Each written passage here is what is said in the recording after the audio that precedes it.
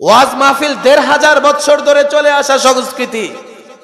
আলেমরা বুঝবার চেষ্টা করো, সমস্ত পয়গম্বর ওয়াজের মাধ্যমে লোকদেরকে হেদায়েতের বাণী শুনিয়েছেন, দ্বীনের পথে আহ্বান করেছেন। যদি ইসলাম আসার ১০০ বছরের মধ্যে বাংলাদেশে ইসলাম এসে থাকে, তাহলে ১৪০০ বছর ধরে ইসলামের কাজ আর লোকদেরকে হেদায়েতের পথে আহ্বানের কাজ হচ্ছে ওয়াজ মাহফিলের মাধ্যমে। তাহলে যেই দেশে ১৫০০ বছর ধরে ওয়াজ মাহফিল হচ্ছে, ওয়াজ মাহফিলের মঞ্চ থেকে লোকদেরকে দ্বীনের পথে, সত্যের পথে, অসৎ পথ পরিহার করার কথা বলা হচ্ছে, এটাই প্রকৃত সংস্কৃতি। ১৫০০ বছর ধরে মাটি মানুষের সঙ্গে এই সংস্কৃতি মিশে আছে। নির্বাচন নামের তামাশার কারণে ওয়াজ মাহফিল বন্ধ করা যাবে না।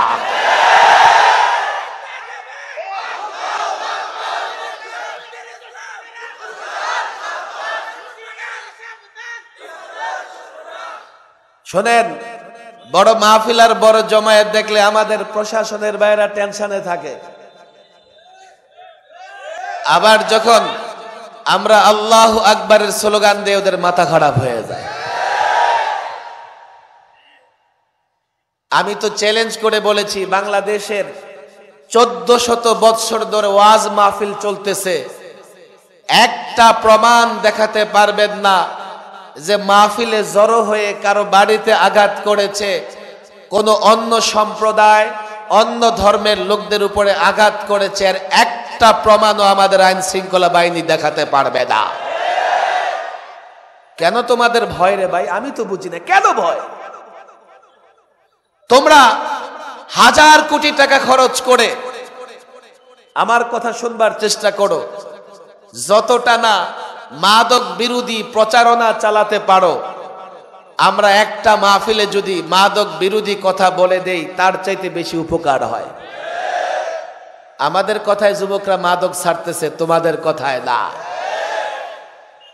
আমরা এই মাহফিল থেকে চুরি, ডাকাতি, ছিনতাই, নারীর ইজ্জত রক্ষার কথা বলি। এর জন্য গভর্নমেন্ট না কোনো ফি দেয় না, আমরা গভর্নমেন্টের কাছে ফি চাই। এই মাদ্রাসা, এই মাহফিল, এগুলো রহমত। তোমরা কেন ভয় পাও? বলে হুজুর একটু আস্তে কথা বললেই তো আমরা এগুলো বুঝি।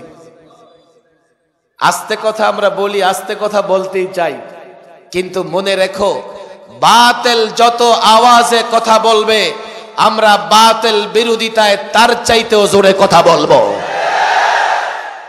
বাতিল যতটা ষড়যন্ত্র করবে, আমাদেরকে নসিহত করবার দরকার নাই। আল্লাহর কসম, মাদারেসে কওমিয়া শান্তিপ্রিয়, আলেম ওলামা শান্তিপ্রিয়, কিন্তু আমরা যখন দেখি বাতিল অযৌক্তিক ভাবে, বাতিল, নাস্তিক, মুরতাদ, কাদিয়ানি, ভণ্ড আলেম ওলামা ইসলামী শিক্ষার টুটি চেপে ধরবার চেষ্টা করে, আল্লাহর কসম আমরা তখন আস্তে কথা বলতে পারি না।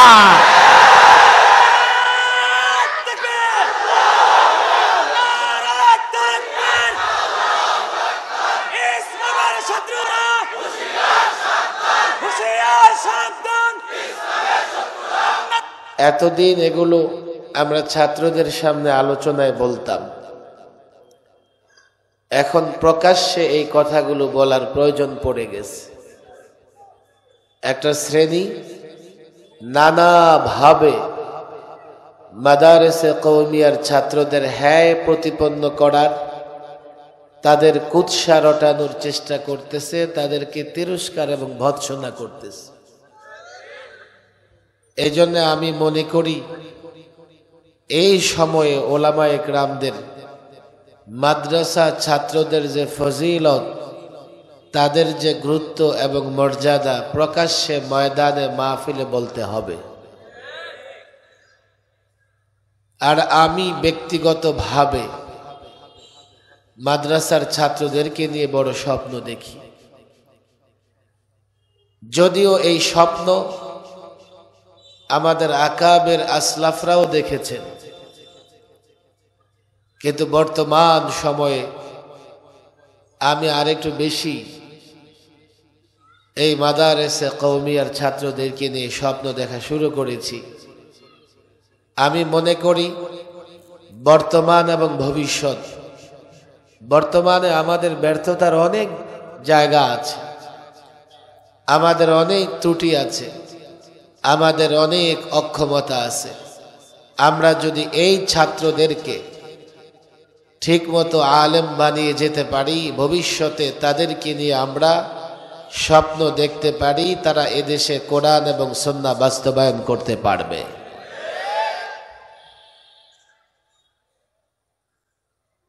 যদি কথা আরেকটু বাড়িয়ে বলি, মাদারেসে কওমিয়ার ছাত্রদের তিনটা ভাগে আমি বিভক্ত করতে পারি। আমরা যখন ছাত্রদের পড়াই তো এক শ্রেণীর ছাত্র খুবই মেধাবী হয়। আপনারা জানেন প্রায় পত্র পত্রিকায় আসে 6 মাসে পুরো কোরআনে কারীম হেফজ করে ফেলেছে, এমন অনেক ছাত্র আছে। আবার আমরা যখন কিতাব পড়াই এমন ছাত্রদেরও দেখি যাদের মেধা একেবারেই দুর্বল,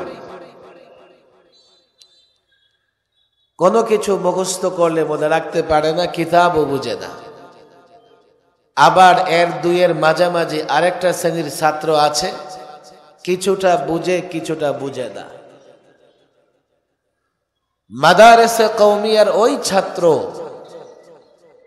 যার মেধা বড় দুর্বল, পড়াশোনায় তত মনোযোগী না, তৃতীয় শ্রেণীর ছাত্র, সেও এই জমিনের জন্য বড় নেয়ামত। এ কথার জন্য ডক্টরেট ডিগ্রি নিতে হবে না, থিসিস করতে হবে না। সামান্য কয়েক মুহূর্ত চিন্তা করলেই আমরা বুঝতে পারবো কি করে মাদারেসে কওমিয়ার ছাত্ররা এই জমিনের জন্য নেয়ামত এবং রহমত।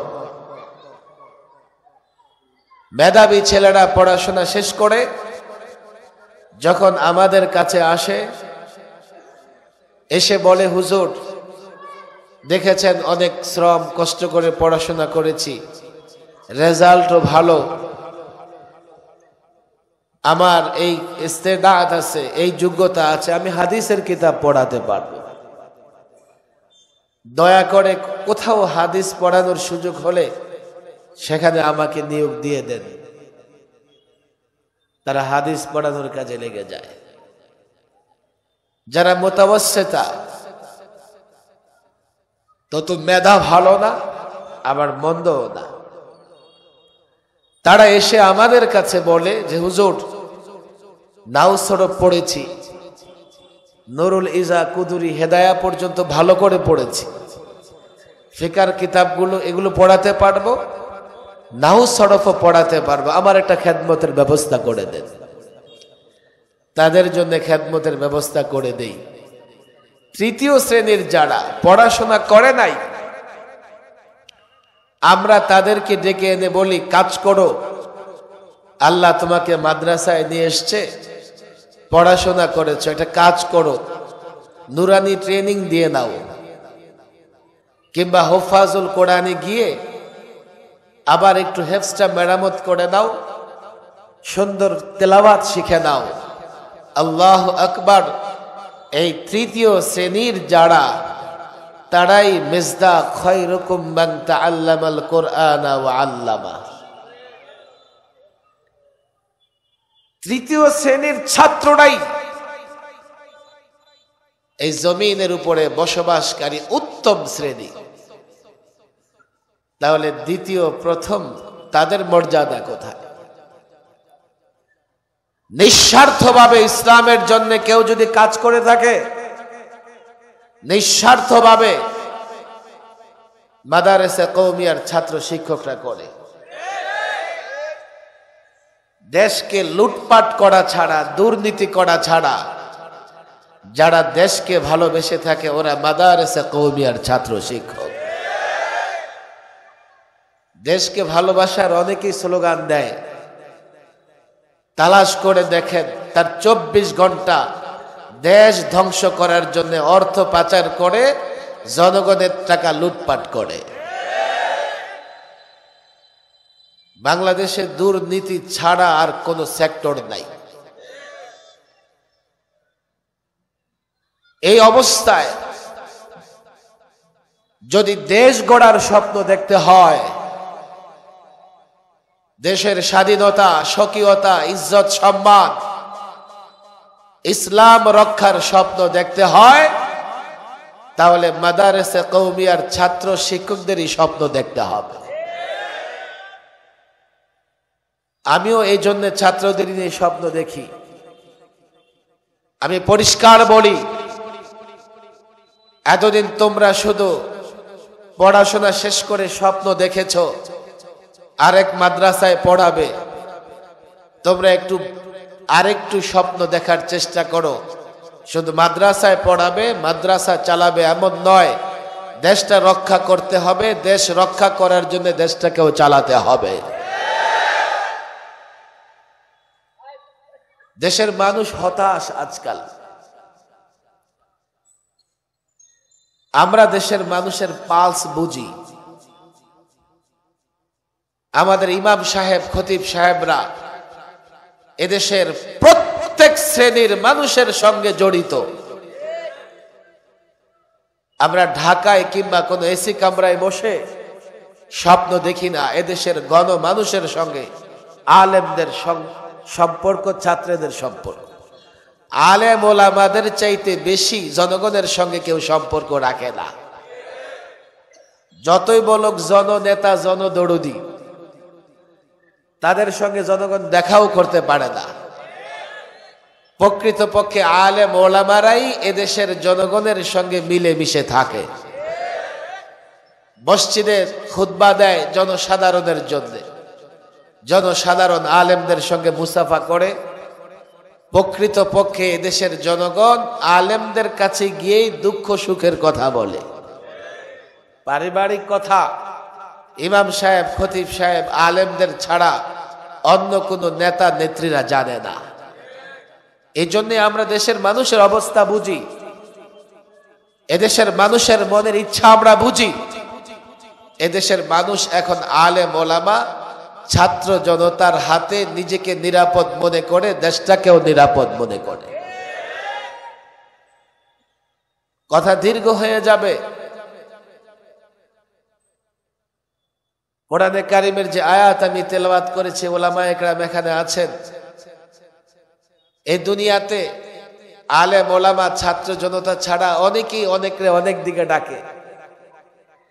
এই তো নির্বাচন আসতেছে, নির্বাচন কেন্দ্রিকও এক এক দল, এক এক নেতা, এক এক এলাকার জনগণকে এক এক দিকে ডাকবে। কথা ঠিক না বেঠিক?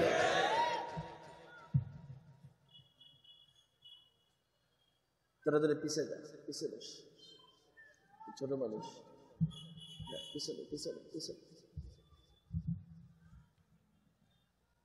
মুরব্বীরা সামনে বসে।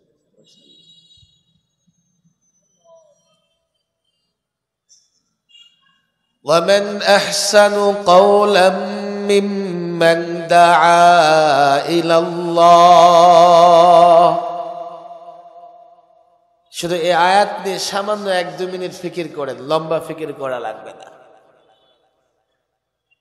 তাদের কথার চাইতে কার কথা উত্তম?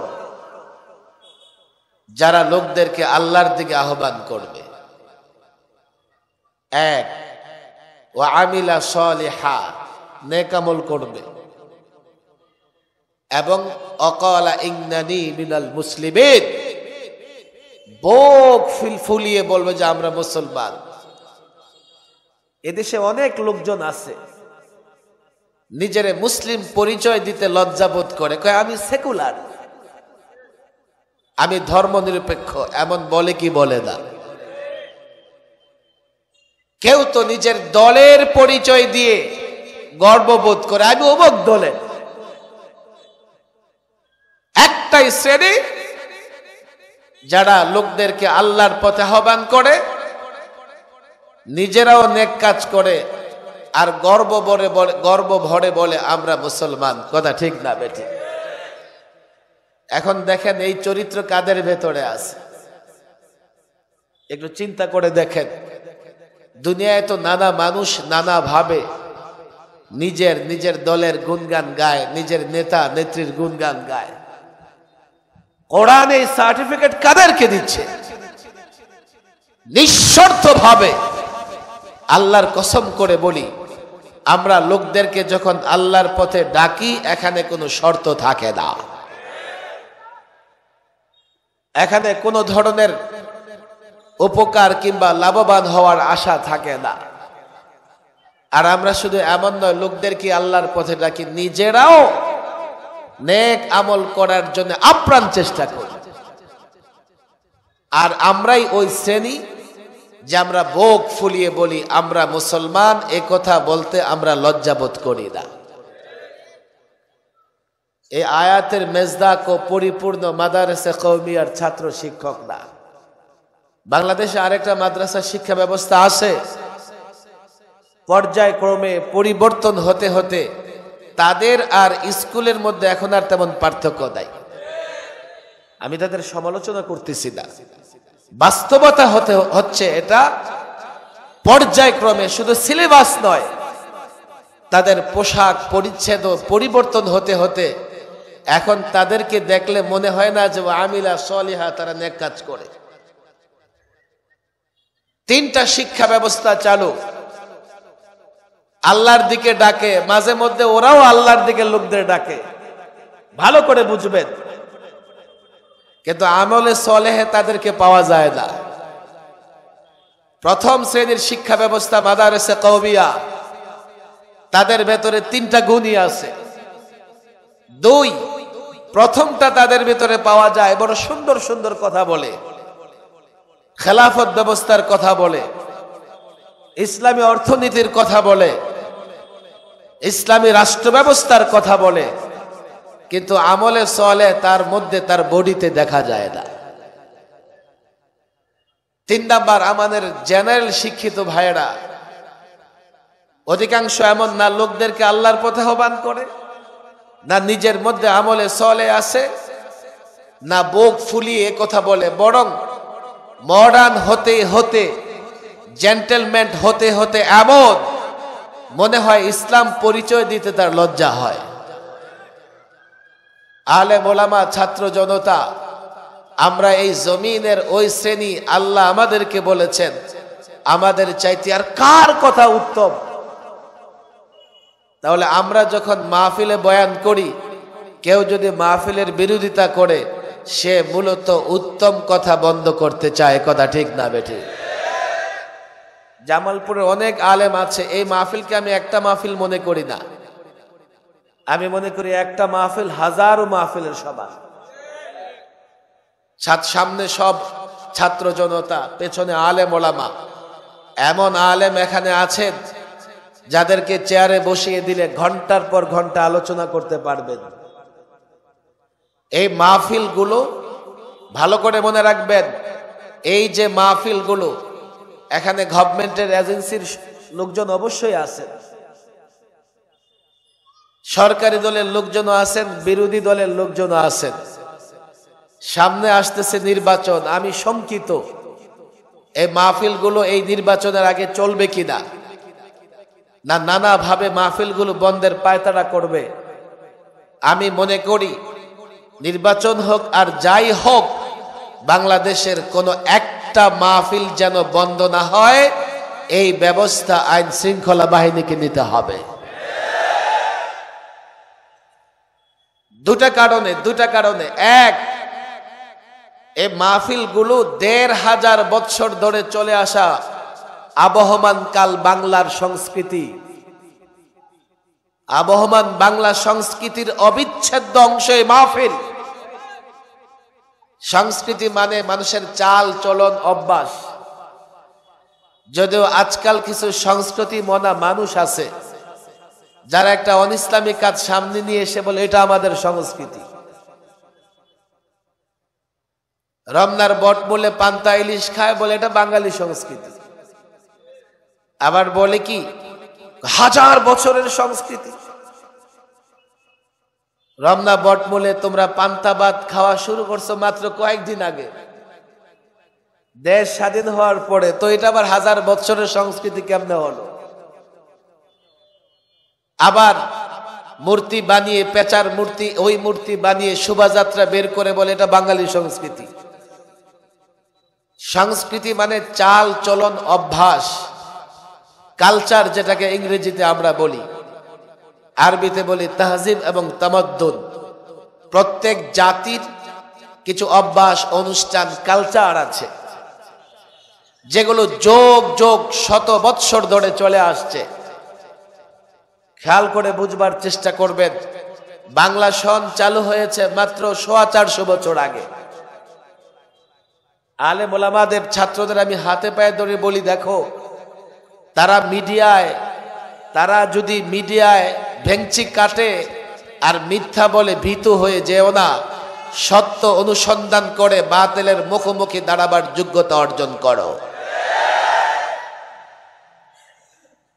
সম্রাট আকবর বাংলা সন চালু করেছে 450 বছর আগে। এখন বাংলা সন আমরা যেটা দেখতে পাচ্ছি 1400-এর উপরে। আসলে বাংলা সন 1400 বছর আগে চালু হয়েছে এমন নয়। হিজরি বৎসের যখন 1000, তখন থেকে আকবর বাংলা সনের গণনা শুরু করেছে। হিজরি বর্ষ যখন কত হয়েছে? 1000। আপনারা খেয়াল করেন, বাংলা সনের ভিত্তি হচ্ছে হিজরি সন। তাহলে বাংলা সনের চেতনা যদি ঠিক করতে হয়, তাহলে আগে হিজরি সনের চেতনা ঠিক করতে হবে। হিজরি সনের চেতনা কি? হিজরি সন রাসূলুল্লাহর হিজরত থেকে। রাসূলুল্লাহ হিজরত কেন করেছেন? মক্কায় কাফের বেঈমানদের জুলুম অত্যাচারে রাসূল থাকতে পারেন নাই, রাতের আঁধারে মদিনায় চলে গেছেন। ভালো করে বুঝবেন, রাস্তা ছিল কাফেরদের সঙ্গে আপোষ করে মক্কায় থেকে যাওয়া। কাফেররা তো প্রস্তাবই দিয়েছিল রাসূলকে, 4টা প্রস্তাব দিয়েছিল। 1, মুহাম্মদ তুমি এক আল্লাহর দিকে কেন আহ্বান করো, কেন দাওয়াত দাও, তোমার কি লাগবে বলো, বলো তোমার কি চাই? রাজত্ব লাগবে, নেতৃত্ব লাগবে, তো আমরা ঘোষণা দিয়ে তোমাকে নেতা বানিয়ে দেব। 2, মুহাম্মদ তোমার এই দ্বীনের দাওয়াত দেওয়ার উদ্দেশ্য কি? অর্থ লাগবে, আমরা সবাই মিলে এই পরিমাণে অর্থ দেব, মক্কার তুমি সবচাইতে ধনাঢ্য ব্যক্তিতে পরিণত হবে। মুহাম্মদ তোমার এই দ্বীনের দাওয়াতের উদ্দেশ্য কি? সুন্দরী নারী চাও, বলো মক্কার কোন নারীকে পছন্দ হয়, তার সঙ্গে তোমাকে বিবাহ দিয়ে দেব। আর যদি 3টার কোনোটা না হয়, তুমি মনে করো তোমার উপরে ভূতের আসর আছে, জিনের আসর আছে, তো আমরা তোমার চিকিৎসা করাবো। ভালো করে বুঝবেন, রাসূল যদি কোনো একটা প্রস্তাব মেনে নিতেন, তাহলে তাকে মদিনা ছাড়তে হতো না। শিয়াবে আবি তালিবে 3 বছর মুহাম্মদ আরবি বন্দী ছিলেন। সিরাত ছাত্র উলামা ইকরাম সকলেই পড়ে। খাজা আবু তালেবকে কুরাইশরা বলেছিল, মুহাম্মদকে আমাদের হাতে ছেড়ে দাও,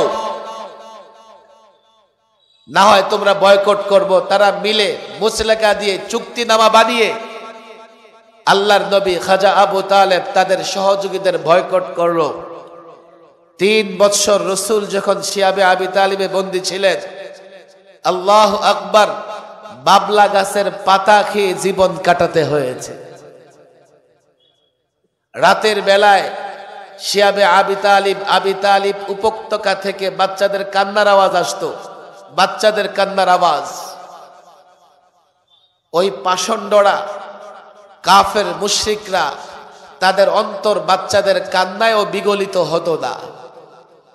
আজকে যেমন ফিলিস্তিনের বাচ্চাদের কান্নায় আমেরিকা আর তার মিত্রদের মন একটুও নরম হয় না। কেন হবে? তারা তো আবু জাহেলের প্রেতাত্মা। যোগ যোগ ধরে যারা শয়তানের গোলামি করেছে, দাসত্ব করেছে, আজকে পশ্চিমারা সেই দায়িত্ব পালন করতেছে। সাআদ ইবনে আবি ওয়াক্কাসের রওয়ায়াতগুলো পড়ুন। আমি রাত্রে ইস্তেঞ্জার জন্য বের হলাম, পায়ের নিচে সিক্ত ভিজা একটা জিনিস লাগলো, সেটা তুলে খেয়ে ফেললাম। আমি আজও জানি না সেটা কি ছিল। চলতে চলতে হঠাৎ ওটের একটা চামড়া পেয়েছি, শুকনো চামড়া, এটাকে আমি পানিতে ভিজিয়ে খেয়ে দিন কাটিয়েছি। এইভাবে মানবেতর জীবন যাপন করেছেন। আল্লাহর নবী যদি কাফের বেঈমানদের সঙ্গে আপোষ করতেন, মানবতর জীবন যাপন করতে হতো না, হিজরত করতে হতো না। কথা ঠিক না বেঠিক? হিজরতের চেতনার জায়গা হচ্ছে দ্বীনের পথে অবিচল অটল থাকতে হবে। হিজরতের শিক্ষা হচ্ছে দ্বীনের পথে চলতে গিয়ে কাফের বেঈমান মুশরিক যতই নির্যাতন করুক আর লোভ দেখাক, তাদের সঙ্গে কোনো আপোষ করা যাবে না। সেই হিজরতের উপরে বাংলা সনের ভিত্তি। আমি মনে করি এই বাঙালি জাতি, বাংলা ভাষাভাষীদের জন্য তাদেরও চেতনার জায়গা সেটাই। আল্লাহর দ্বীন কায়েমের জন্য চেষ্টা করব, দ্বীনের পথে চলব, লোকদেরকে আল্লাহর পথে আহ্বান করব, নিজে আমল করব, গর্ব বড়ে নিজেকে মুসলমান পরিচয় দেব। তাহলেই সেটা হবে বাংলা সনের সঠিক চেতনা। বুঝবার চেষ্টা করেন, যখন বাংলা সন চালু হয় তখন নতুন বর্ষে লোকেরা নানা ধরনের পিঠা এটা সেটা খাবার দাবারের আয়োজন করত। পরে হাল খাতার সিস্টেম চালু হলো। ব্যবসায়ীরা এই দিনে একটু খাবার দাবারের উৎসব করে লোকদেরকে তাদের কাছে যে পাওনা দাওনা সেটা পরিশোধ করবার চেষ্টা করত। এখন হঠাৎ করে একটা সংস্কৃতি যেটা না বাঙালি চেতনার সঙ্গে সম্পৃক্ত, না মুসলিমদের চেতনার সঙ্গে সম্পৃক্ত, একটাকে চাপিয়ে দিয়ে বলা হবে এটা আমাদের সংস্কৃতি। অন্ধ মূর্খ বর্বর মানতে পারে, আলেমরা তা কখনো মেনে নেবে না। ওয়াজ মাহফিল ১৫০০ বছর ধরে চলে আসা সংস্কৃতি। আলেমরা বুঝবার চেষ্টা করো, সমস্ত পয়গম্বর ওয়াজের মাধ্যমে লোকদেরকে হেদায়েতের বাণী শুনিয়েছেন, দ্বীনের পথে আহ্বান করেছেন। যদি ইসলাম আসার ১০০ বৎসরের মধ্যে বাংলাদেশে ইসলাম এসে থাকে, তাহলে ১৪০০ বৎসর ধরে ইসলামের কাজ আর লোকদেরকে হেদায়েতের পথে আহ্বানের কাজ হচ্ছে ওয়াজ মাহফিলের মাধ্যমে। তাহলে যেই দেশে ১৫০০ বৎসর ধরে ওয়াজ মাহফিল হচ্ছে, ওয়াজ মাহফিলের মঞ্চ থেকে লোকদেরকে দ্বীনের পথে, সত্যের পথে, অসৎ পথ পরিহার করার কথা বলা হচ্ছে, এটাই প্রকৃত সংস্কৃতি। ১৫০০ বৎসর ধরে মাটি মানুষের সঙ্গে এই সংস্কৃতি মিশে আছে। নির্বাচন নামের তামাশার কারণে ওয়াজ মাহফিল বন্ধ করা যাবে না।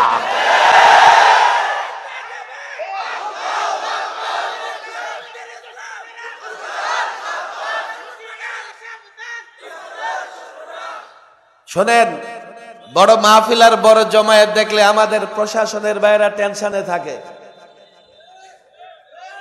আবার যখন আমরা আল্লাহু আকবারের স্লোগান দিয়ে ওদের মাথা খারাপ হয়ে যায়।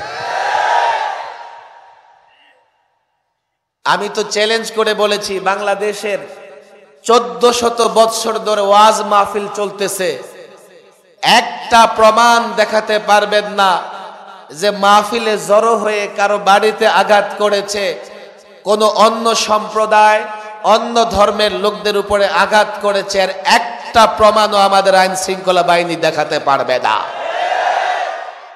কেন তোমাদের ভয় রে ভাই? আমি তো বুঝি না কেন ভয়। তোমরা ১০০০ কোটি টাকা খরচ করে আমার কথা শুনবার চেষ্টা করো, যতটা না মাদক বিরোধী প্রচারণা চালাতে পারো, আমরা একটা মাহফিলে যদি মাদক বিরোধী কথা বলে দেই তার চাইতে বেশি উপকার হয়। আমাদের কথায় যুবকরা মাদক ছাড়তেছে, তোমাদের কথায় না। আমরা এই মাহফিল থেকে চুরি, ডাকাতি, ছিনতাই, নারীর ইজ্জত রক্ষার কথা বলি। এর জন্য গভর্নমেন্ট না কোনো ফি দেয় না, আমরা গভর্নমেন্টের কাছে ফি চাই। এই মাদ্রাসা, এই মাহফিল, এগুলো রহমত। তোমরা কেন ভয় পাও? বলে হুজুর একটু আস্তে কথা বললেই তো আমরা এগুলো বুঝি।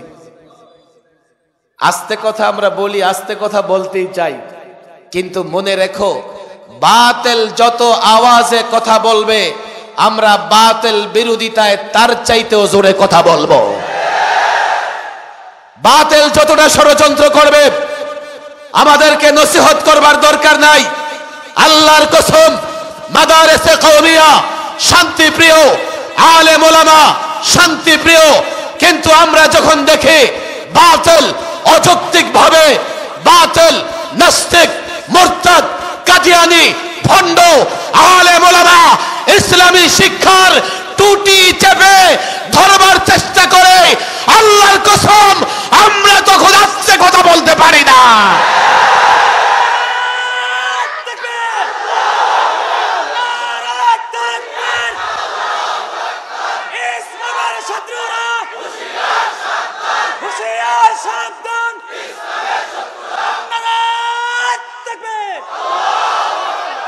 আমাদের আকাবের আসলাফগণ বারবার তোমাদেরকে বোঝানোর চেষ্টা করেছে, তোমাদের কাছে গিয়েও বুঝিয়েছে ইসলামী শিক্ষার প্রয়োজনীয়তা কি।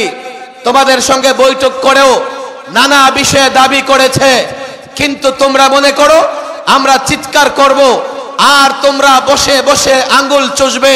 হ্যাঁ, তোমরা আঙ্গুল চুষতে পারো। বাংলাদেশে যখনই কোনো বাতিল মাথা চাড়া দেবে, আল্লাহর কসম উলামায়ে দেওবন্দ মাদারেসে কওমিয়া ছেড়ে কথা বলবে না।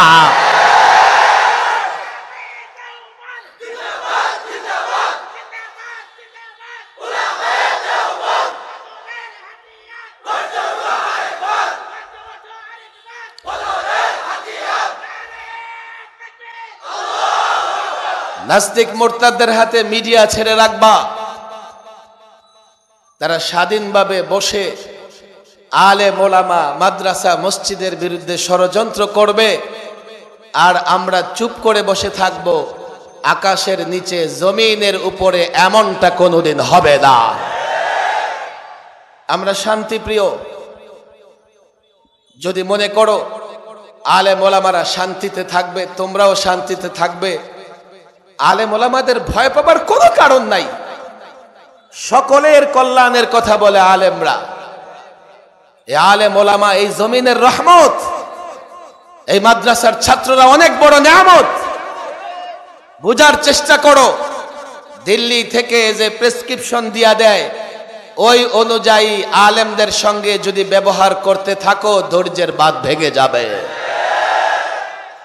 এই মাটি আলেম ওলামাদের বুঝবার চেষ্টা করো। ওরা বিচ্ছিন্ন উগ্র কোনো জাতি নয়। এদেশের প্রত্যেকটা কওমি মাদ্রাসা সাধারণ জনগণের অনুদানে চলে।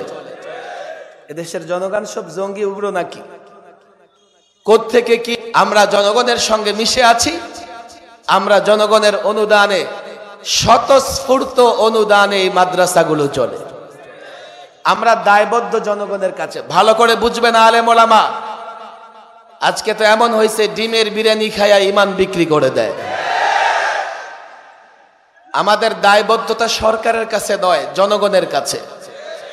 এই জনগণ স্বতঃস্ফূর্তভাবে অনুদান দিয়ে এই মাদ্রাসাগুলো পরিচালনা করে, আর আমরা জনগণের ঈমান এবং আমলের পাহারাদারি করি। বুঝো, বুঝো, বুঝবার চেষ্টা করো। ছাত্র জনতা বুঝবার চেষ্টা করো। ব্যবসায়ী ভাই ব্যবসা করে, তার এলেম অর্জন করার সুযোগ নাই, সময় নাই, কিন্তু সে মনে করে এখানে একটা মাদ্রাসা আছে, আমি এখানে অনুদান দেব, আলেম তৈরি হবে, যারা আমাকে ঈমান রক্ষার কৌশল বলে দেবে, যারা আমার বিশুদ্ধ আমলের কথা বলবে, যারা আমি তো গাফেল থাকব তারা সজাগ থাকবে, আমার ঈমানের পাহারাদারি করবে। যেই সরকার বা যেখানেই চাকরি করুক না কেন, পুলিশ থেকে আর্মি পর্যন্ত তারা নিজের কাজে ব্যস্ত থাকে, ধর্ম পালন করে, ধর্ম নিয়ে চিন্তা করার সুযোগ পায় না। তারাও চায় এই মাদারেসে কওমিয়া থেকে হক্কানি আলেম তৈরি হয়ে ঈমান আমলের পাহারাদারি করবে। শোনো, ব্যক্তি চিন্তায়, লোভে কিংবা ভয়ে আল্লাহর কসম করে বলি, ঈমান যদি বিক্রি করো, বাতিলের সঙ্গে যদি আপোষ করো, এই জনগণ তোমাদের ছাড়বে না। জনগণের আস্থা নষ্ট হয়ে গেলে মাদ্রাসা মসজিদ কোনোটাই হেফাজত করতে পারবে না। জনগণের মাদ্রাসা মসজিদ এগুলো। অনেকে তো আবার খোটা দেয়, হুজুর দুনিয়ারও কল্যাণ আখিরাতেরও কল্যাণ, দুনিয়ারও উন্নতি আখিরাতেরও উন্নতি। যেহেতু ইসলাম এটা, এই ইসলামের নিয়ামত আমি পেয়েছি, ইসলাম মানলে সবকিছু পাবো, এটাই জাতিকে বুঝাতে হবে। আমাদের দুর্বলতার জায়গা এটাই। আলেম ওলামাদের হাতে পায়ে ধরে বলবো, দাওয়াতি কাজ শুধু মাদ্রাসার চৌহদ্দির ভেতরে সীমাবদ্ধ রাখলে হবে না। মসজিদে মসজিদে, পাড়া মহল্লায় ছাত্রদের দিয়ে ইসলামের সৌন্দর্য, ইসলাম কত বড় নিয়ামত, এগুলো জাতিকে বুঝাতে হবে। তাহলে এই জাতিকে নিয়ে আমরা ইসলাম রক্ষা করতে পারবো। ইসলাম রক্ষা হলে দেশটাও রক্ষা হবে। ইসলাম না থাকলে এই দেশ থাকবে না। কথা লম্বা হয়ে যাবে। তারপরে একটা পয়েন্ট আমি না বলে পারছি না, আমরা এই দেশ পেয়েছি ইসলামের কারণে।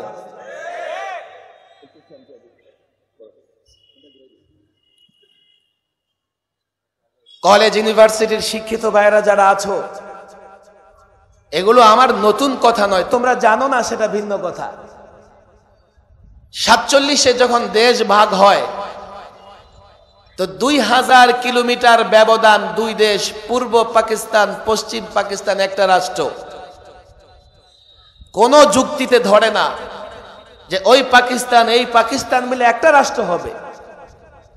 মাঝখানে কোনো স্থলপথ নাই, ব্যবধানও 2000 কিলোমিটার। তাহলে এই দুইটা অংশ মিলে একটা রাষ্ট্র কেন হলো? এর কারণ ছিল দুই রাষ্ট্রের জনগণই মুসলিম এবং ইসলাম প্রিয়। যদি জাতি কিংবা ভাষার কারণে, জাতি কিংবা ভাষার কারণে, ভালো করে বুঝবেন, দেশ ভাগ হতো তো আমরা বাঙালি, ক্যালকাটা, পশ্চিমবঙ্গ বাঙালি। কথা ঠিক না বেঠিক? আমাদের ভাষা বাংলা, তাদের ভাষাও বাংলা। তাহলে আমরা থাকতাম ক্যালকাটার সঙ্গে, পশ্চিমবঙ্গের সঙ্গে, পশ্চিমবঙ্গের সঙ্গে থেকে আমরা দিল্লির অধীনস্থ থাকতাম। যদি জাতি কিংবা ভাষার কারণে দেশ ভাগ হতো তাহলে পূর্বে ত্রিপুরা বা আসাম, তারাও বাঙালি, তাদের ভাষাও বাংলা, তাদের সঙ্গে মিললেও আমরা দিল্লির অধীনস্থ থাকতাম। যেহেতু আমরা মুসলিম, এই জন্য এই ভূখণ্ড, ওই পাকিস্তান, এই পাকিস্তান মিলে আলাদা একটা রাষ্ট্র হয়েছে। 47-এ যখন দেশ ভাগ হয়, ওলামায়ে কেরামদের বলি, ভয় পাবেন না, ভয় পাবেন না, সত্য জানেন। আজকে মিথ্যা দিয়ে সত্যকে বিতাড়িত করবার চেষ্টা করা হচ্ছে। আমরা বুক ফুলে সত্য বলতে পারছি না। 47-এর পরে আমাদের পাকিস্তানের আলেমরা অনেক চেষ্টা করেছে, কায়েদে আজম মিস্টার জিন্না টিন্না সহ যারা ছিলেন তাদের উপর চাপ প্রয়োগ করতে, যেহেতু ইসলামের জন্য স্বাধীন হয়েছে, ইসলাম কায়েম করো। কিন্তু পাকিস্তানের শাসকরা ছল ছাতুরি করে, ধোঁকা দিয়ে তারা ইসলাম কায়েম করে নাই, উল্টো এই পাকিস্তানের জনগণের উপর জুলুম এবং নির্যাতন করেছে। ৭১-এর যুদ্ধ ছিল জালেমদের বিরুদ্ধে, জুলুমের বিরুদ্ধে। এখন এই যুদ্ধটাকে আমার দেশের বুদ্ধিজীবী নামের কিছু পরজীবী আছে, তারা বলে হ্যাঁ আমরা ৭১-এ যুদ্ধ করেছি, ইসলাম কেন আসবে? অথচ যুদ্ধ করেছে মুসলিমরা।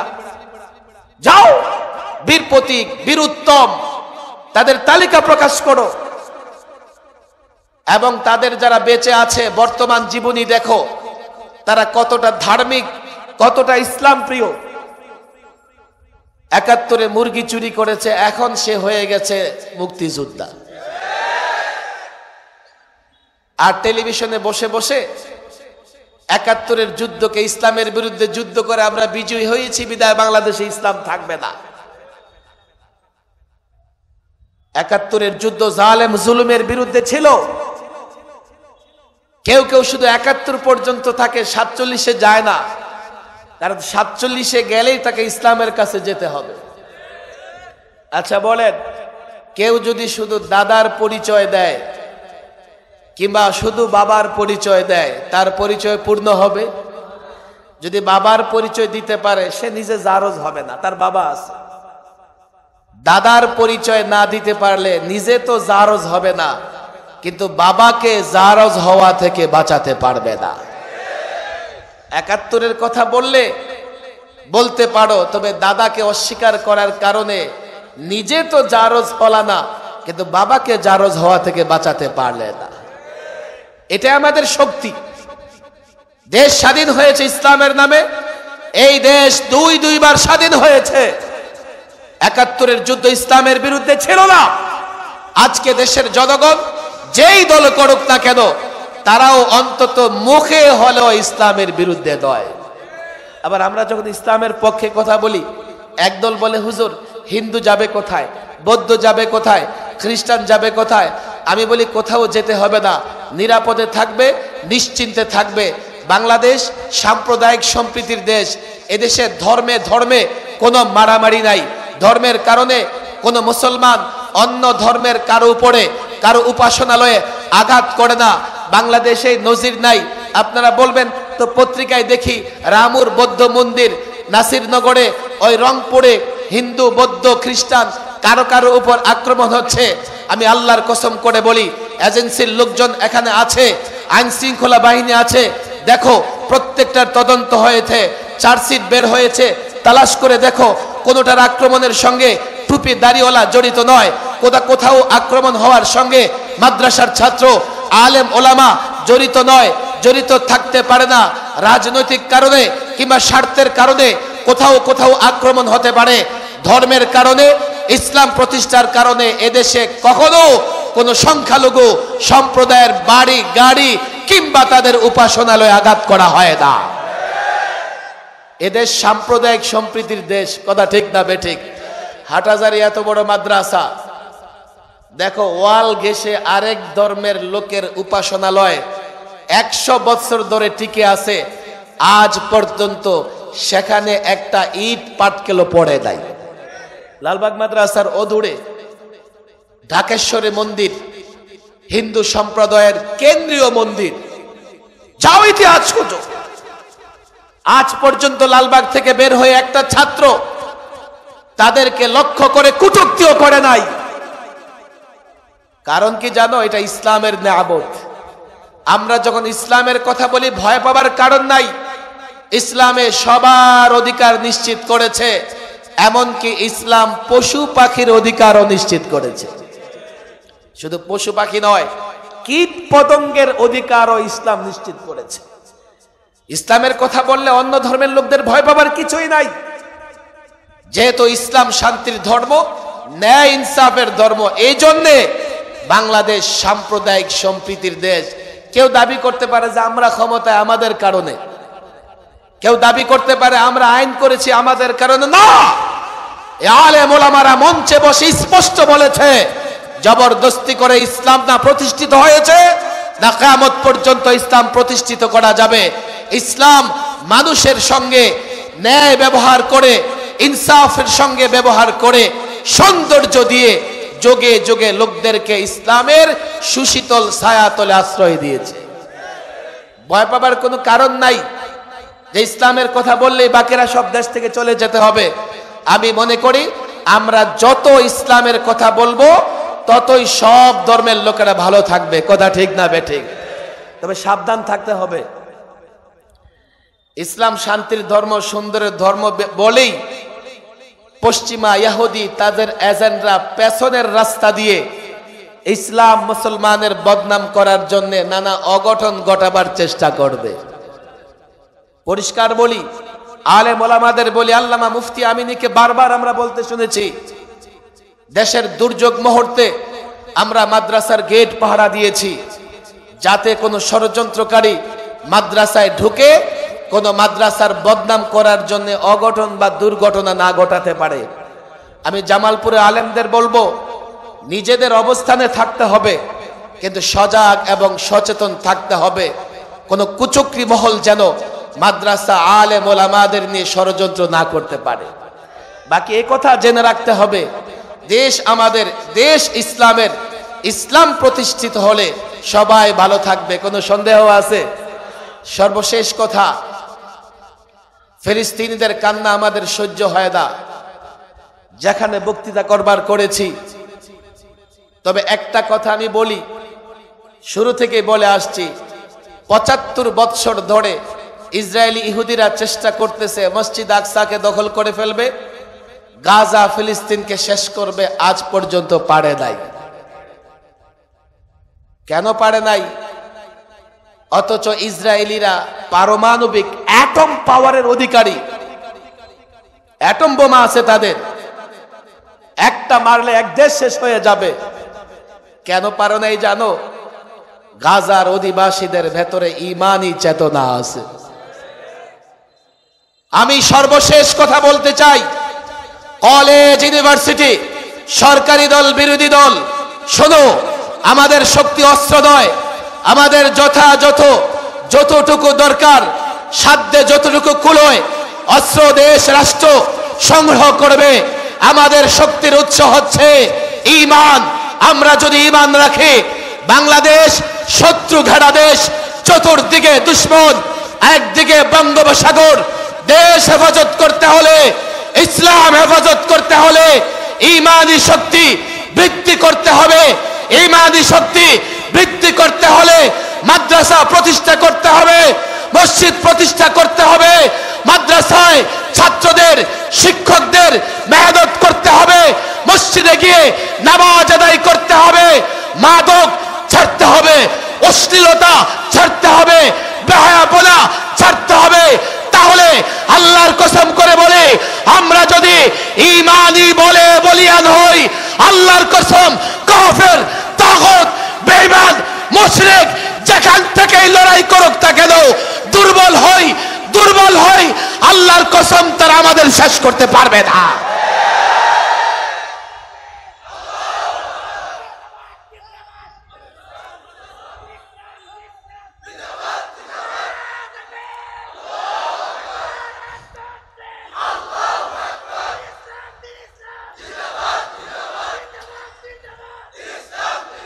তোমরা বুঝো আর না বুঝো, দেশ স্বাধীন হয়েছে ইসলামের নামে। এই ভূখণ্ডটা ইসলামের নিরাপদ জায়গা, আর এটা হেফাজত করতে হলে ঈমানি শক্তি লাগবে। কথা ঠিক না বেঠিক?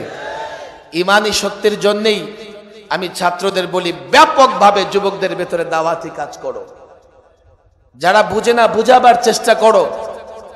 আল্লাহর কসম, 1000 বার করে বলি, এই দেশের যুবকের ভেতরে যদি ঈমানি চেতনা তৈরি করতে না পারো, আমরাও থাকবো না, দেশটাকেও হেফাজত করতে পারবো না। অসংখ্য ওলামায়ে কেরাম এখানে আছেন। প্রচলিত প্রত্যেকটা বিষয় আপনি ইসলামের এক একটা বিষয়ের সঙ্গে তুলনা করেন, আল্লাহর কসম, প্রচলিত অর্থনীতি, ইসলামী অর্থনীতি, বিচার ব্যবস্থা, ইসলামী বিচার ব্যবস্থা, ইসলাম মানেই সুন্দর কল্যাণ, ইসলাম মানেই সফলতা। যদি আমরা ইসলামের প্রত্যেকটা বিষয় যুক্তি এবং দলিল দিয়ে এই জাতিকে বুঝাতে পারি, এই জাতি প্রস্তুত আছে। আমাদের ব্যর্থতা, আমরা তাদেরকে বুঝাতে পারছি না। তুলনামূলক এই জাতিকে যদি বুঝাতে পারি, তারা অবশ্যই ইসলাম গ্রহণ করবে। এই দায়িত্ব নিতে ছাত্র, আলেম, ওলামা প্রস্তুত আছে তো ইনশাআল্লাহ? তালিম এবং দাওয়াতের কাজ করব তো ইনশাআল্লাহ? প্রত্যেকটা যুবকের কাছে ইসলামের সৌন্দর্য পৌঁছাবো তো ইনশাআল্লাহ? জোরে বলি, পৌঁছাবো তো ইনশাআল্লাহ? প্রত্যেক মুসলমান ভাইয়ের হাতে পায়ে ধরে তাকে ইসলাম বুঝাবো তো ইনশাআল্লাহ? এই দায়িত্ব পালন করব তো ইনশাআল্লাহ? যদি আমরা এই দায়িত্ব পালন করি, ইনশাআল্লাহ আমার বিশ্বাস, আমরা সবাই মিলে এই দেশে সুখে শান্তিতে থাকবো, দেশটাও থাকবে, আমরা সকলে নিরাপদ থাকবো।